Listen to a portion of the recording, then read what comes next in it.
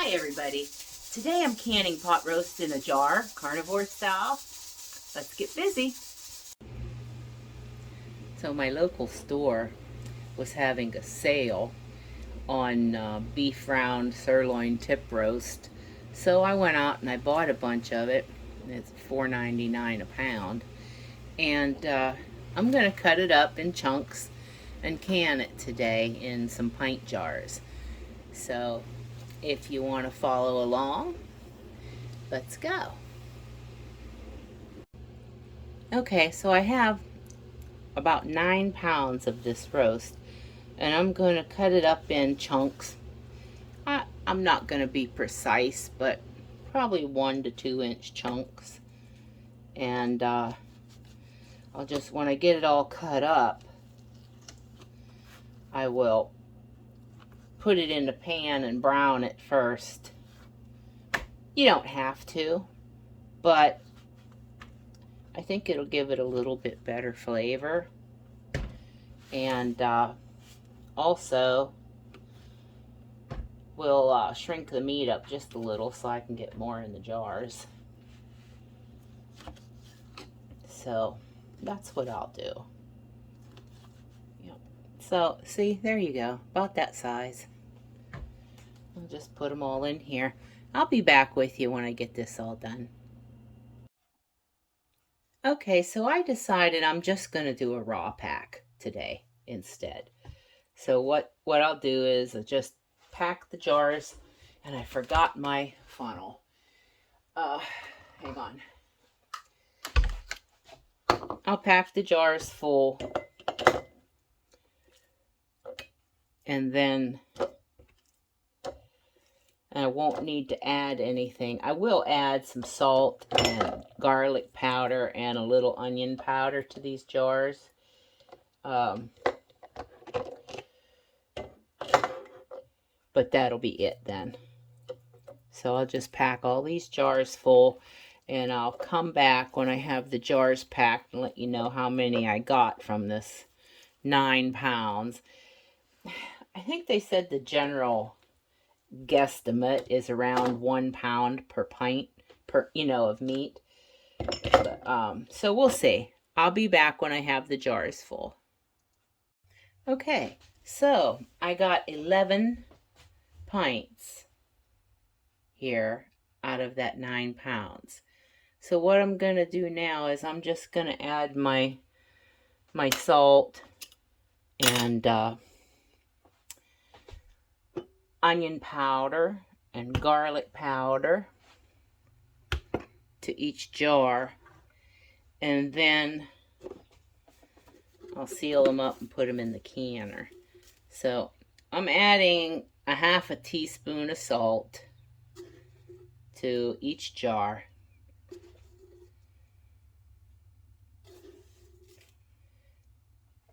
Okay, and then I will add the... You don't have to add anything if you don't want to.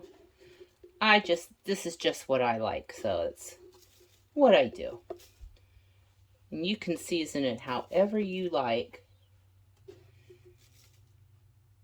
That's really what the nice thing is about cooking and canning and things like that. As long as you follow the safety guidelines, you can season things, the way you like.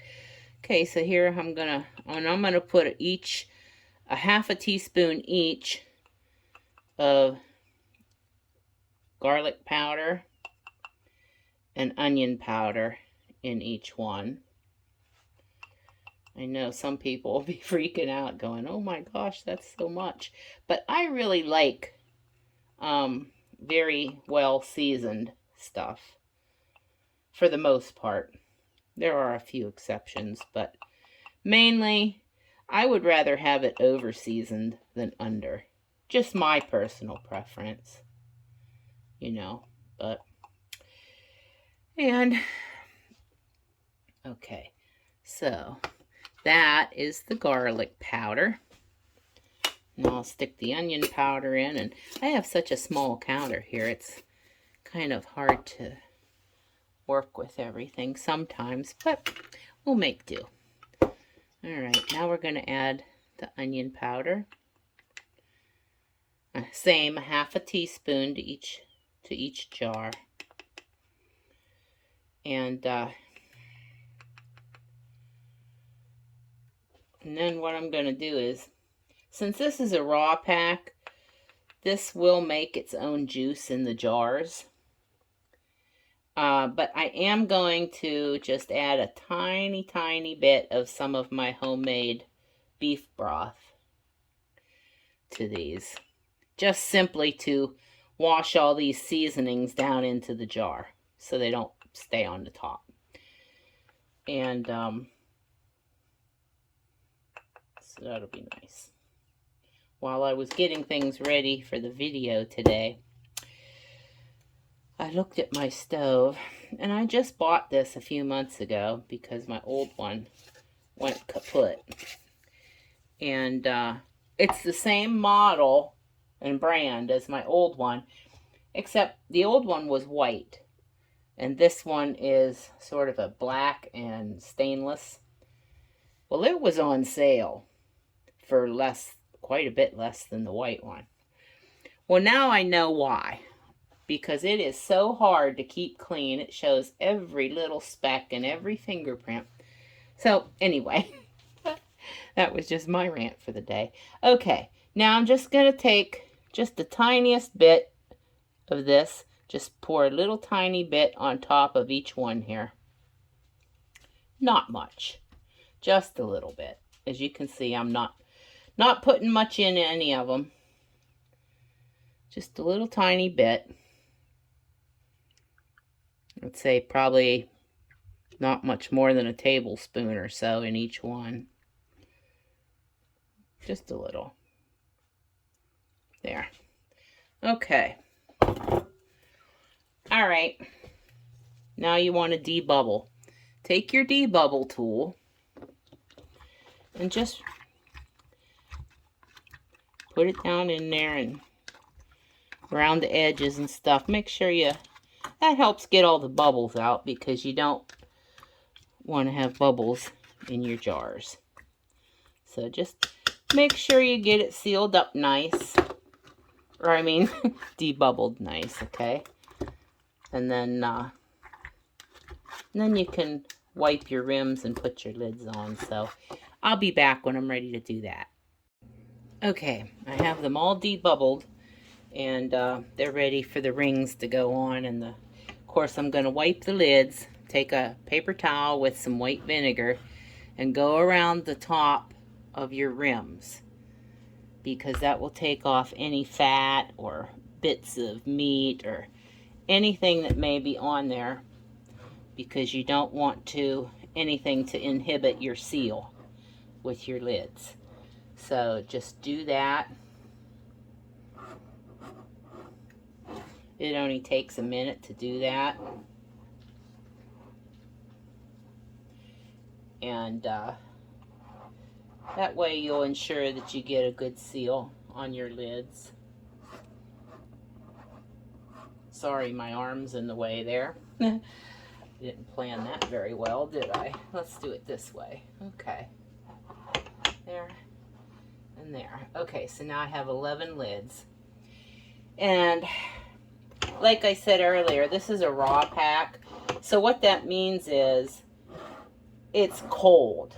The jars are cold, the meat's cold, the canner is cold. Well, the meat in the jars and the canner, they're all room temperature, but that's considered cold. So you want to have them all at the same temperature when you start. So it's everything is cold or cool. And I'll be and I can fit all of these pints in my canner, because I only have 11, and I can fit 16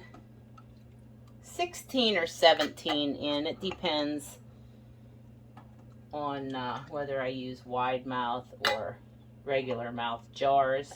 These are wide mouth, but 11 will surely fit in here with no problem. So that's good. I like that. I can get them all done in one batch. and that will be awesome. Okay. There we go. Now just put the lids on, your rings. You're going to put your rings on. Finger tight only. That's it. Finger tight, no tighter. And then into the canning pot.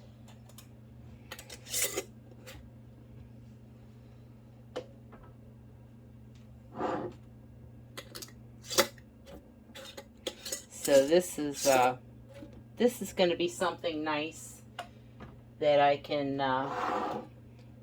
get out and eat on those days when I don't feel like cooking anything. But you know, on the other hand, everything is much simpler for me, for my foods, because I'm a carnivore. So that's, you know, there's not any veggies or carbohydrates or anything else to cook. It's just meat, eggs, butter, things like that. So it's very simplified for me.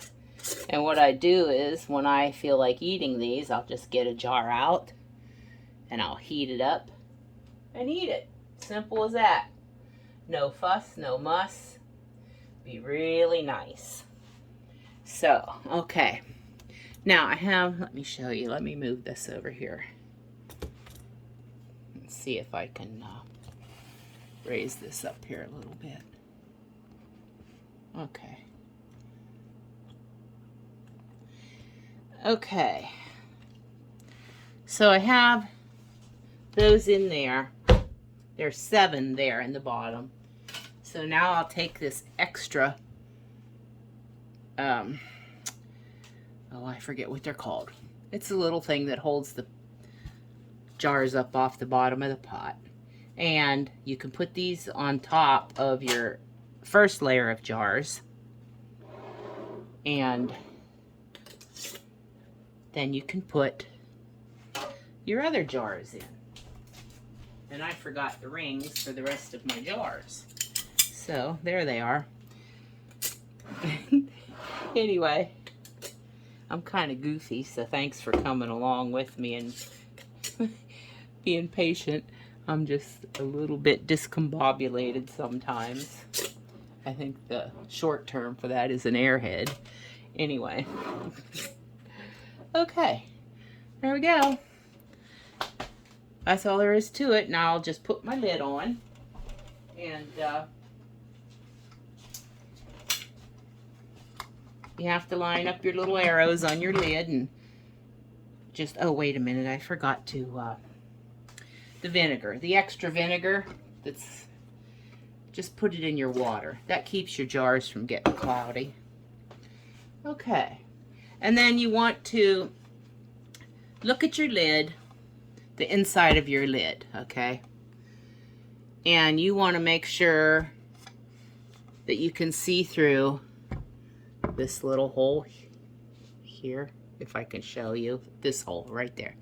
You want to be able to see daylight or light through there because that's where your steam escapes from. Okay, and this one looks good to go. I think I'm just going to put a little bit of olive oil around the rim, this rubber gasket on the lid, because I didn't put any on the last time. So I want to get it on there this time. That way the lid won't be stuck on when you go to take your pan off. So I see I just spray it on my fingers and like rub it on around this rubber gasket. Okay, that's good. We're good to go. Okay, now I can put my lid on. Put your lid on. Close it tight. I'll turn the heat up. And I'll just wait for steam to come out of this little vent here. And I'll show you what to do then. Okay, so now you can see that this little valve here has popped up. That means that That sealed that part there. And you can see and hear a steady stream coming out of here. I think if you look closely, you can see the steam coming out. So once you see it coming out like that, very strongly, then you set your timer for 10 minutes and you let it vent like that for 10 minutes. That way it'll have the correct pressure going on inside.